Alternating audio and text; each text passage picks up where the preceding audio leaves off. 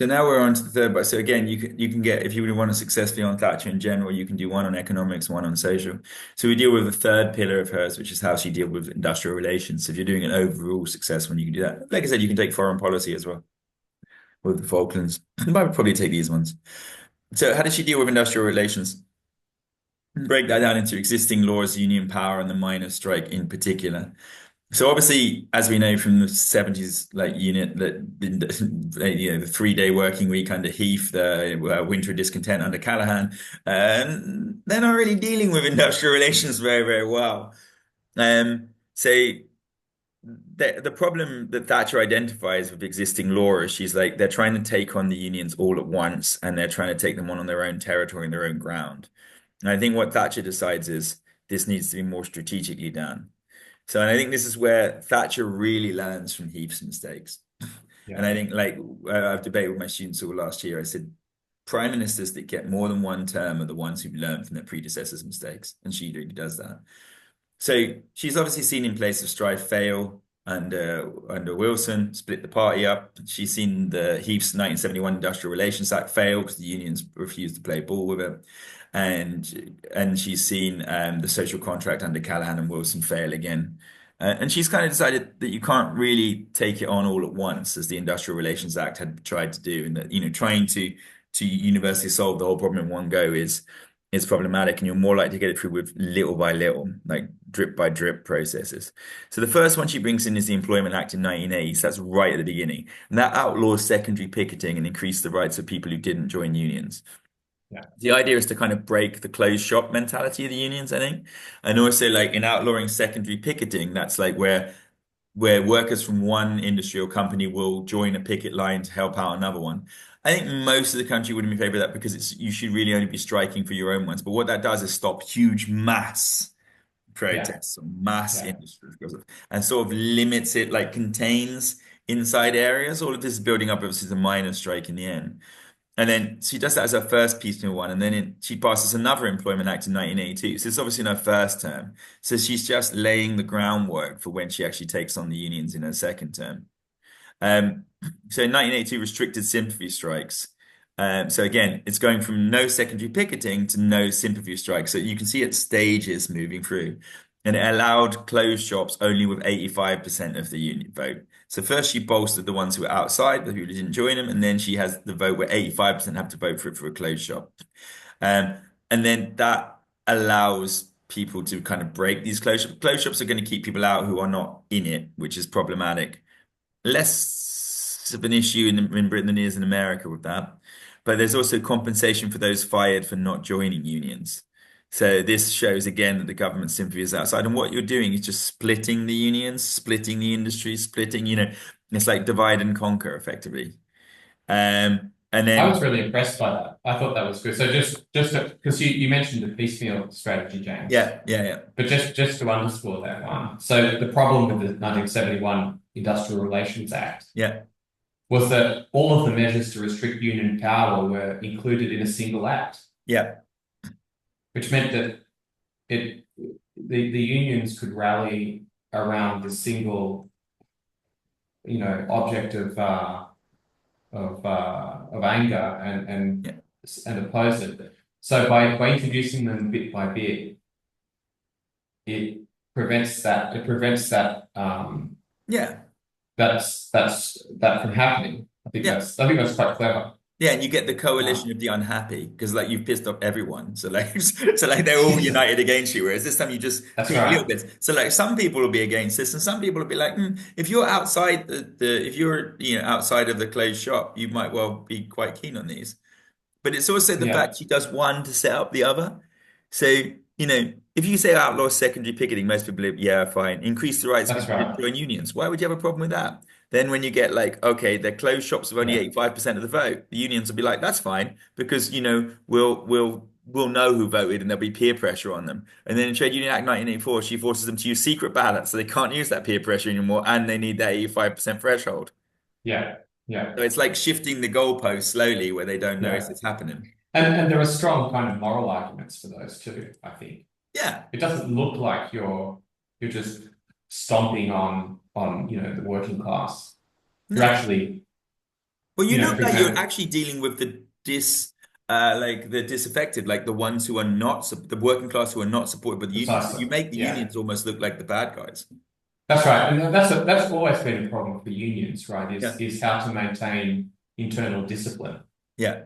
And right, so so by allowing people that didn't want to join the unions or to, or not didn't want to participate in strikes to keep Yeah. working, then you actually weaken the unions without directly opposing them, weaken them from within. Yeah.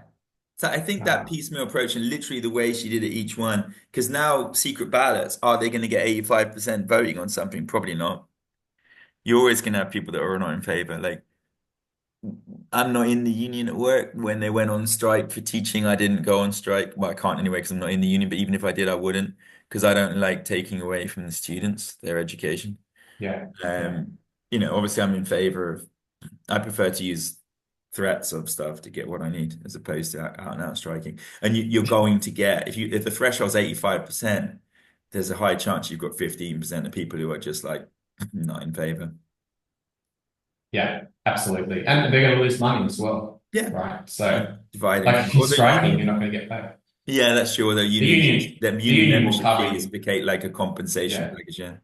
Although our school sure. headmaster blocked that, said he wouldn't support the unions paying out the pay.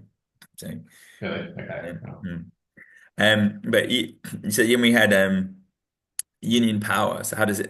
Obviously, the primary that piecemeal approach is great, but what does it actually mean in practice? And when we're yeah, looking at it in terms of sure. the union power, um, the number of strike days dropped from 29 million in 1979 to 2 million in 1990. I don't think you can, under any planet, can you argue that's not significant success? Number of strike days. Yeah, that's like lost per worker. So if you count one worker, if it was one day, so like Oh, I if see. there's a Okay. hundred if there's 100 workers on strike for one day, that's 100 days. So I thought you said 29 million days, and I thought, well, that's quite a yeah, long yeah. time. Well, it is, but it would be like if there were 29 million workers striking for one day, that would be 29 million days. Okay. But even Makes so, it, 29 million to 2 million, that's a big reduction. Yeah. that's That's huge. worth keeping in mind. Yeah. Yeah. I mean, the unions are broken by the end of Thatcher. So no one, like, but people are still traumatized from 70s. Like my uncle the other day, but he still thinks Starmer, I mean, Corbyn, you can kind of understand it a bit, but he still thinks Starmer is going to bring back all the power to the unions because they're still traumatized by Oh, yeah. 1979. And I was like, I don't think the unions have that kind of power. Not like 79. I don't see the unions in the UK at the moment. You No, taking it down to a 3-day working week. I just don't. Maybe I'm, no, but I just don't no, see that happening. no. So union membership also dropped from 12 million to 8.4 million. So union membership drops, but if you look at it, that's still a lot of people, and they're not going on strike. Why? You know what I mean? So Yeah. something effectively has happened. Yeah. Okay. Right. I think you've mentioned it here Yeah, under failure. I'm not sure if it's failure. I think it's a qualification. But yeah, there is, in fact, I think there are underlying tendencies which might be weakening the unions anyway, yeah, because there are kind of macro changes, right, in yeah, industry, in the economy, yeah, yeah, yeah, that in fact don't necessarily favour the unions, despite the yeah, power that they seem to be able to wield. So the reduction in membership, for example, might not you might not be able to wholly attribute that to Thatcher's policy. That yeah, yeah, yeah, might be a trend that's already happening, which is yeah, yeah. either accelerating or Yeah, certainly yeah. I not think hindering. trade union memberships have been declining since the 50s. One, because they got, but most people have decent working conditions now. It's just pay, really. Everything else, Yeah, pretty much, we're no longer in the industrial revolution where they're maiming kids in mines and don't even give a shit. So it's like the world is, they've won a lot. The unions have successfully won a lot of rights. And in general, the country, I think, thinks they've had too, but this point in time, thinks they have too much power.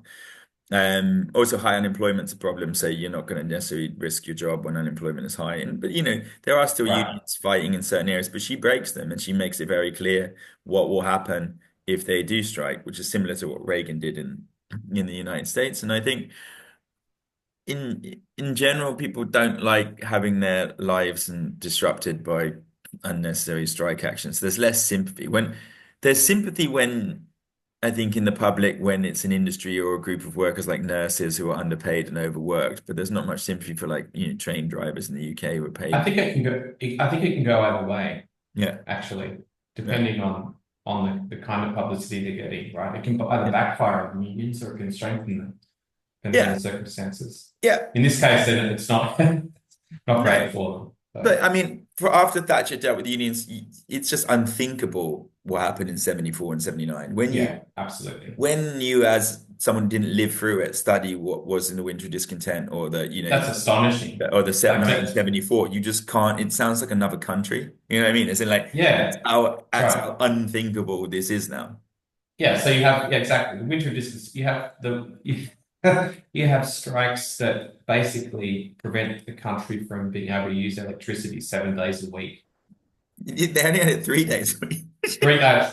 Yeah, well, Yeah. that's well 6 days. That's incredible. Yeah, you Sure. couldn't in a million years imagine that now No, in the UK. no. And that is the success of Thatcher. But I think where we so those piecemeal laws that she set up are all basically set up for the big one, which is she's going to take on the Yeah, miners in a way that that's the minor strike. like yeah. This is the real. This is And the sort of miners are the ones who the basically climax. they took Heath down in 74. Yeah, So she's gearing up. But yeah, she learns from that. yeah. She's And very clever. yeah, this time she knows the thing is that before this mine the thing is that usually the unions would call the strikes and the government would be unprepared and the strikes would be on, they have to deal with it. Right, Thatcher provokes the miners into a strike. right. She's looking for this to make a point and to be, and she's just won in 83. Falklands War has given a big boost. Yeah, Labour Party is split in half. It's the time to do it. If you're going to do it any time, the SDP have broken from foot, and like, how are you going to do this? So the government makes preparations in advance of the strike by stockpiling a year's worth of coal for the I dispute. know. That's my favorite fact. Yeah. They stockpiled it. Did the Yeah. unions know this? Probably. I guess they I did. guess they don't because Yeah. they're gonna mine it, it goes out, they assume it's going somewhere and they're just storing it somewhere. Yeah. Right. And Okay. so clearly, I mean, people will That say, takes oh, away a did lot of she their did she leverage, really doesn't provoke the it? strike? I think if you've stockpiled, I mean, you could do it for security purposes, but I think if you've stockpiled a year's worth of coal, you know where you're going with this. Yeah. Um, and you know, this coal miner strike that when they struck, then the problem was that once they went on strike, because they had stockpiles of coal, they could ride it out. And they just rode it out, and the unions couldn't survive not being paid for over a year. Exactly. Yeah. Um, Yeah. and then, I mean, there were some technical problems, like Scargill timed it to start in spring and summer rather than Yeah. winter when coal is needed. And that was the So problem. Scargill is the head of the union. Yeah, yeah. Yeah, National Union of Miners. But the No, problem is like national. the problem is they target it in spring and summer going into winter, but because they've already stockpiled a year's worth of coal, that means they're going to have to go nearly 2 years. Yeah. Because Yeah. that first winter, Thatcher and the government have got enough coal stored up, so it's not going to make any Yeah. difference. Yeah. So And that it's important to know the unions a bit. After this, the union's virtually bankrupt. yeah, I mean, the amount of money it would cost. yeah. And Uh, Scargill also made tactical errors in failing to unite all the unions because of those piecemeal laws. Some of the parts of the union decided to work, some didn't. And the idea yeah. of breaking the mines was the mines were really inefficient. Like we were, a lot of the mines were being subsidized by the government, and this was something that they were realizing that Union Offshore Oil was now in full flow. They didn't need the coal mines as much, but obviously the positives for this and success is to demonstrate the trade union power could not defeat the government. She faced down the miners' Yeah. unions who broke them. And that was the Yeah. biggest union, the union who brought down Heath. So it was almost Yeah. like, a completion of Heath's legacy by showing why Thatcher is more Yeah. equipped to deal with it than the others. Forced Yeah. miners to come to terms with the fact their industry was unsustainable. And it obviously made other unions work out, like, if we go on strike, there's a potential risk here because she wanted to close some of the pits beforehand. And after the strike, she closed more of the pits. So it was like, Yeah. if you resist, the Yeah. consequence will be harsher. So you have to Yeah. decide, and can you win against governments willing to go to that length? I mean, it's Yeah. even with like Thatcher with the hunger strikers in Northern Ireland over the IRA. She just let them die Yeah. because she was like, and no one had done that. And she was just like, well, I didn't choose them not to eat. They chose themselves. So it's their problem. And people were like, whoa, okay. Okay. There was she got the nickname the Yeah, Iron Lady for a reason, and like the whole point of her saying this lady is not for turning. You know what I mean? Whether you yeah, like her or not, and she's a very controversial figure. You cannot deny that she's a massive, impactful figure in the UK and a strong leader. Um, absolutely. the National Union of Miners membership dropped from 250,000 to 100,000. So they're basically broken out of this.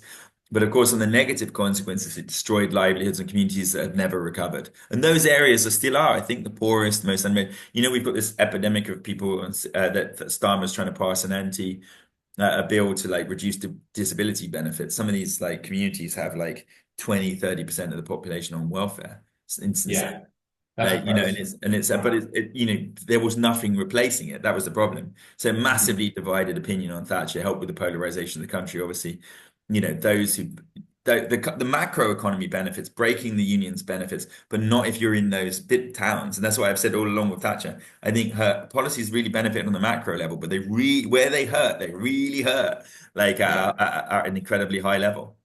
There was yeah, no sympathy to it. yeah, Blairite government, I think, would have said, all right, we're going to close it down. Let's retrain these miners. Because if you've been mining all your life, what are you going to do? You know, yeah, it's not yeah, exactly. transferable That's right. skill. Yeah, you're not going to do it. I No. agree. So I think, again, I would say she was very successful in industrial relations, learning from heaps of mistakes, using different tactics, breaking the main miners' union outside.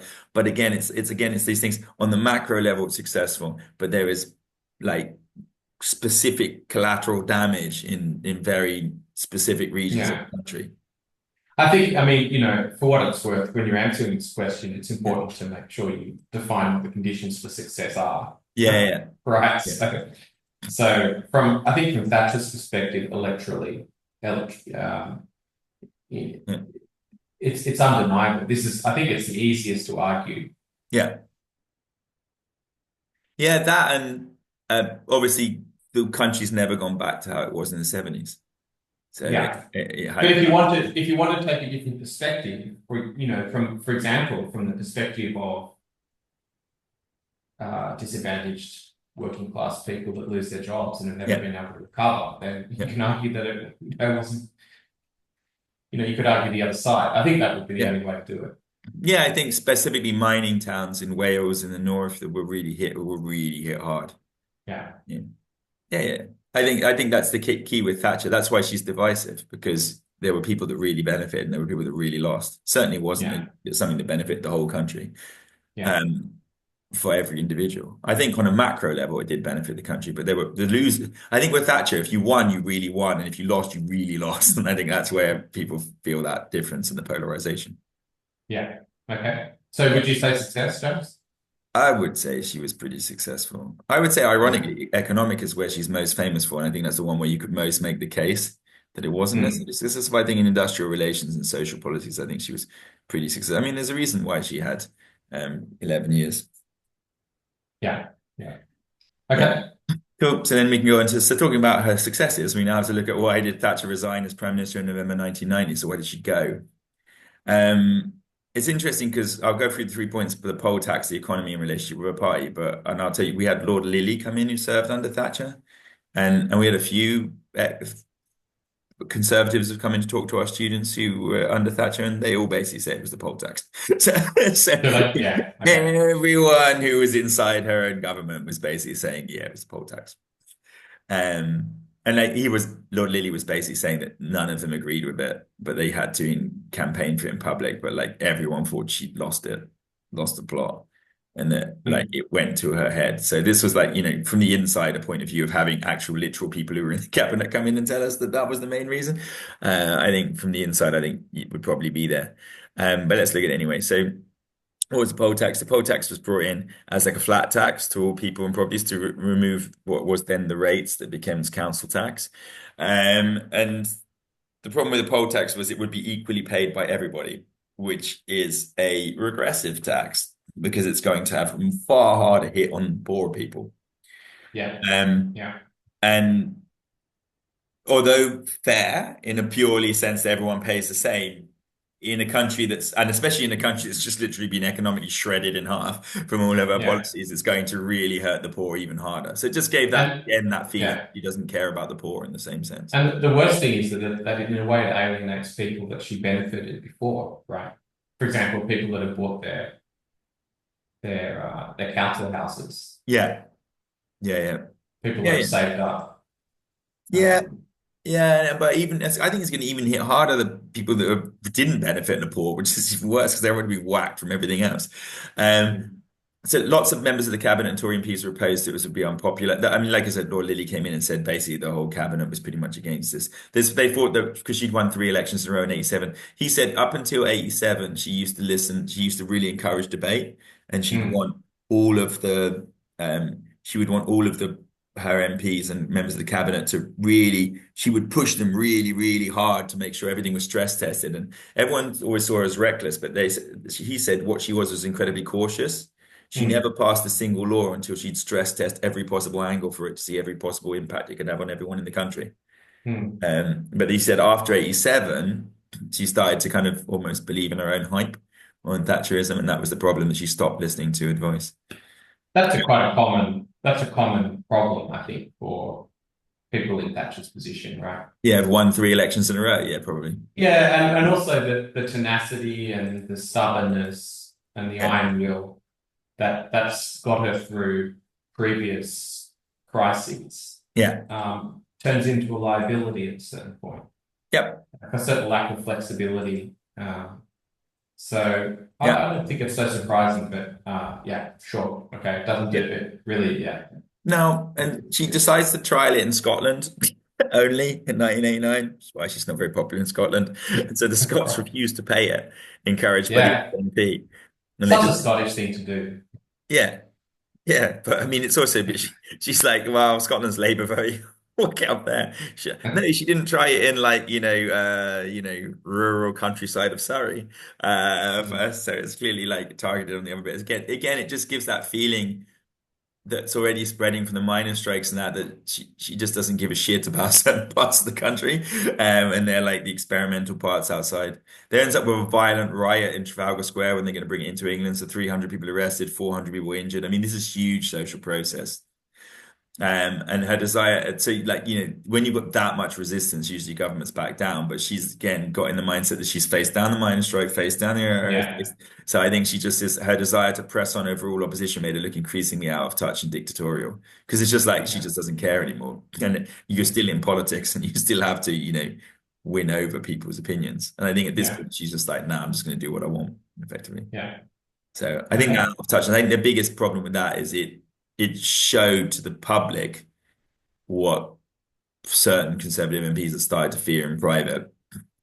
And I Yeah, think they just realized they were going to, and the Tories always knife their leaders if they think they're going to lose. And they were probably worried they're going to lose the next election to Kinnock, which obviously they end up winning in 92 under John Major, but it's sort of a surprise because everyone expects Labour to win in 92. And again, in England, you can always tell who's going to win because you can call an election whenever. If they call it after 4 years, it's because they think they're going to win. If they call it after 5, it's because they think they're going to lose.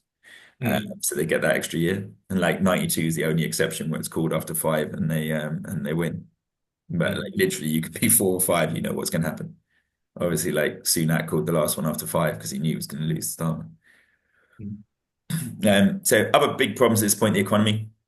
So October 1987 stock market crash wipes 24% off share prices. Big problem because of course it's the buying of shares that had benefited this aspirational yeah, working class. So having that yeah, wiped off makes it look like it's not really yeah, doing, benefiting those people. So you're hitting the people who've moved to the Tories because they voted for you. Rates went up to 15%, hurting mortgage owners. Also hurting people, the people who bought their own council estates are now being whacked with huge 15% mortgage rates. So like all these yeah, people that have benefited from you before 87 are starting to really suffer. And then on top of that, you've got inflation up to 8.3% in June 1989 after Nigel Lawson's policies, which is a big problem because your whole point of monetarism was to keep inflation down. down. That's right. That's right. So this is Look, that makes catastrophic. you look like a failure, doesn't it? Yeah, this is really hitting all three of your constituencies that you've built up and that Thatcher's won across in the 80s. Yeah, So I think yeah, all of these factors are really important because you're literally hitting your different parts of the voting base. And that inflation one is particularly bad because you think about how much 8.3% inflation is a lot. It's going to hit yes, people a lot. especially when Yeah. they're then getting hit with a poll tax on top. So kind of like tone deafness. You know, it's like the country is suffering economically in this period.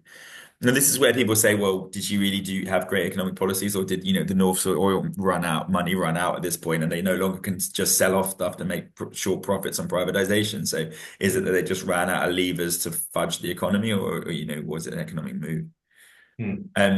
And the relationship with her party is problematic. So there's disputes over Europe and joining the ERM, the exchange rate mechanism, led to the division of the party and the loss of support of Howe and Lawson, who were two of her most important supporters. Howe was So her this is yeah, so this is loyal. interesting, right?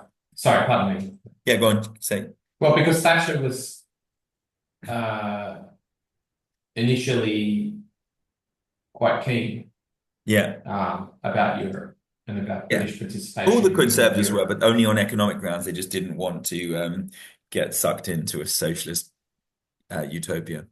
Right. But then she turns around, right? And so there's a division between, I think, Howe, Lawson, and Thatcher about the attitudes to Europe. Yeah, and this is the origins But of the Brexit, eventual Brexit yes, vote. yeah, really It becomes interesting, isn't bigger it? under Major and then bigger under every Conservative leader until it blows up the party. Yeah. So this is interesting because Conservatives were always united on Europe. This is where their divisions, Yes, that's right. That's right. and Labour starts going the other way. So it's like into a more united focus, which obviously under Blair. Blair is probably the most pro-European prime minister we've had. Yes. Well, maybe Heath, but Blair and Heath are probably the two most pro-European prime ministers. So yeah, the divisions are starting to come in whether they should join or not. In December, So sorry, just sorry, the catalyst for that's the Maastricht Treaty, right? yeah, The European yeah, Union and the coming, yeah, because that's 92, because that's under Major that's brought in. But yeah, right, the right. divisions about whether they should enter Maastricht are starting to come up in the It, in the party. Yeah, yeah, and okay, they would have sorry. been under if Yeah. Thatcher hadn't been basically knifed in the back, they would have been her dealing with it. But it ends up being John Major that deals with that. Yeah. Yeah, yeah, So December 1987, she lost the calming figure of William Whitelaw. So Willie Whitelaw was the only one of like kind of the old school One Nation-y Tories that she used to listen to, and he was really good at calming her down. So there's an argument that can be made that her becoming out of touch might be because she lost that one person who could keep her in touch. right, Because the coincidence is it's after 87 that she starts losing the plot, and it's after 87 that he dies. So right. whether he was highly, you'd have to look at the individual documents, whether he was that influential in keeping her, on a straight line. Steady course. Yeah, yeah. So that probably doesn't help. And then it's like, if you're fighting with everyone, you've lost your main ally, you're fighting with all the other people who were your main allies before. Yeah, So, Michael Heseltine's resignation over the Western affairs to him was a possible alternative leader as well. She was starting to see dissent, people leaving the cabinet, people preparing, and then Howe's resignation speech in 1999 was significant in bringing down Thatcher as he'd been a major ally. And he yeah, basically effectively accused her of being a dictator who doesn't listen to anyone anymore. And they were yeah. starting to lose a lot of That's right. by-elections. So I think that the relationship with the party was broken, but I think that partially comes out of the poll tax. I think the poll tax is when the party's like, she's just gonna, Yeah, we're yeah. going down to defeat here. And the It's yeah, Conservatives don't tolerate defeat. So yeah. Yeah, it's interesting. There's always like a kind of inflection point, isn't there? And then yeah, things speed up. yeah, Things yeah. speed up. So okay, Yeah, so I would great. say the poll tax, mainly because all the Conservatives who've come in who worked in their cabinet said the poll tax is the most important one. I think the poll tax is what leads to irreconcilable differences with the party. Yeah, I think she's yeah, struggling to hold it together a little bit, but I think, the fact that she's, the Howe who'd been with her since the beginning resigns. When your most loyal people turn on you, you kind of the you're in end. trouble. Yeah, and I think the poll tax really exacerbates that because the poll tax really highlights all of those out of touch elements of Thatcher from after 87, effectively. Yeah, yeah. Cool. And then the last one from this chapter is why were the Conservatives under Major so badly defeated in 1997? So I remember this, so I can give a personal opinion on which one I think was most important. So this is where like history becomes from my childhood. I was 15 in this election, so I was just about to start studying politics A level. Um, Okay. three big things. Conservative weakness. Obviously, the Conservatives were divided over Europe now.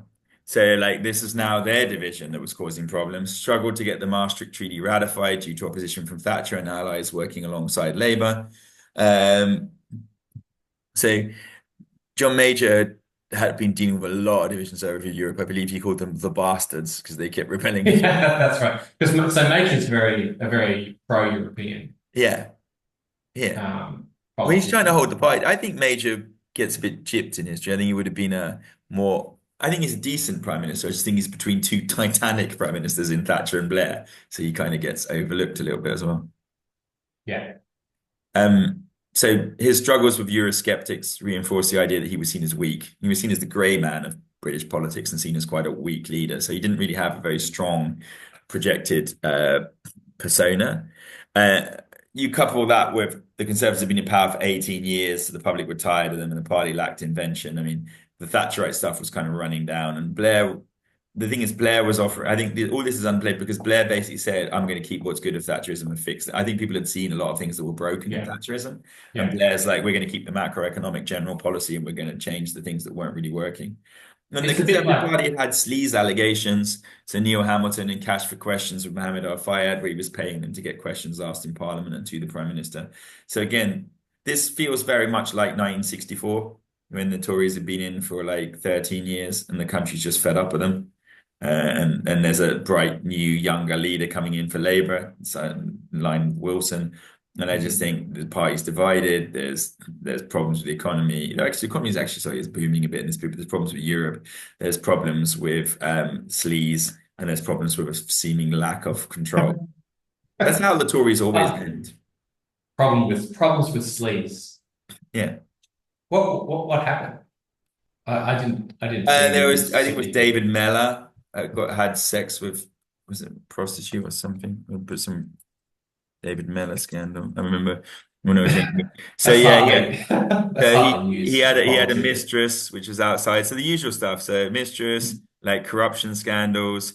There wasn't like communist spy work this time that it was under 64, but there's been I don't think it's not as quite as juicy as 64. no. This is how the Conservatives always end, though.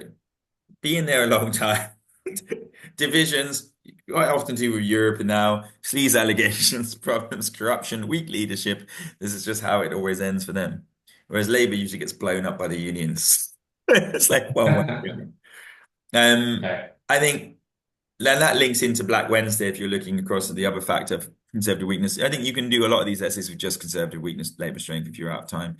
But Black Wednesday, unemployment was rising, businesses going under, and GDP diminished by September 1992. Exchange rate was too high. So there was a deliberate attempt to break the pound. So the pound's value fell sharply. In the exchange rate mechanism, the pound is kept level with the euro. Yeah. And so the pound's value fell sharply. They try and protect it. So Major and Lamont pushed up interest rates to try and protect it, but the run was too strong anyway. And in the end, on Black Wednesday, Britain had to withdraw from the ERM, which Major had used so much political capital to get into, and then ends up having to withdraw from it, which looks That's bad. awful. So this, yeah, That's this bad. ruins their reputation, which I think is the first one, because usually, in the same way that Labour under Attlee and Wilson had been blamed for devaluing the pound, now it's the Tories devaluing the pound, Yeah, effectively, that's right. That's right. and having to leave the ERM. So economic incompetence, and it's a bit like Liz Truss in the recent one. Like when the Conservatives get done on economic incompetence, that's their main selling card. Yeah, No yeah, one's voting for the Tories mostly they're voting for Tories for economic reasons. So if the party of economics blows up the economy, you're going to be toast. But I yeah. think the main reason for me, I think, is the Labour strengths in this period because I remember it. I remember it being there was a load of enthusiasm about Blair coming in, and I think Blair's years were pretty good. People have fond memories of Blair's years in a way that there wasn't that enthusiasm for Starmer in this recent election. So Blair's youth and optimism appealed to voters. Media presentation was slick and effective, like Alistair Campbell and Peter Mandelson were obviously running the campaigns. So the key bits, I think, were that basically Blair does with Labour in 97 what Rab Butler does with the Conservatives in 51. He's That's like, what I was about to say. Yeah, yeah, and there's basically a takes on a parallel. more sense so accepts takes a more centrist position, accepts some of the Thatcherite policies, basically accepts the Thatcherite consensus. Yeah, Privatization is not a problem. We don't have to nationalize everything. Welfare reform is needed, but we keep the welfare state. Doesn't really deal with trade unions, doesn't really need to because they're broken, and accepts the more free market economics, but tries to deal with the areas where it wasn't working. So he introduced a more compassionate version. that benefits the public sector from the full-on assault that would be under Thatcher, and also benefiting those people that have been in the regions that didn't really benefit. I think a really big symbolic element is Blair's reform of Clause 4. Because Clause 4 in the Labour Party had divided the party for a long time between the left and the right, and the idea that everything must be nationalised. Yes, And the yeah, fact that Blair symbolically got rid of Clause 4 really shows that this is a new Labour Party that yeah, is living in a Thatcherite economic world and yeah, is quite happy with that. And I think basically Blair does to Major what Butler does to Attlee. yeah, yeah, Just outflanks them with like, we'll take all your best bits, but look at all this other terrible European division and sleaze and allegations and weak leadership and economic destruction. We're not going to do any of that. yeah, yeah. And so for me, I would say it was Labour's strengths more. This is one of the few elections where I think really it was, strength of the party coming in, not failure of the party who's already in power. Sure. It looks like you could make a plausible case though for either, uh, given Nature's problems. Yeah. Do you want But to make a case on? no, I'd probably argue for later strengths too. I think Blair was a titanic figure in the same way that Blair and Thatcher were both titanic politicians in their time, but that's why they both had a very long time in power. Yep. So we finished chapter Right. 6. Cool. All right. Let's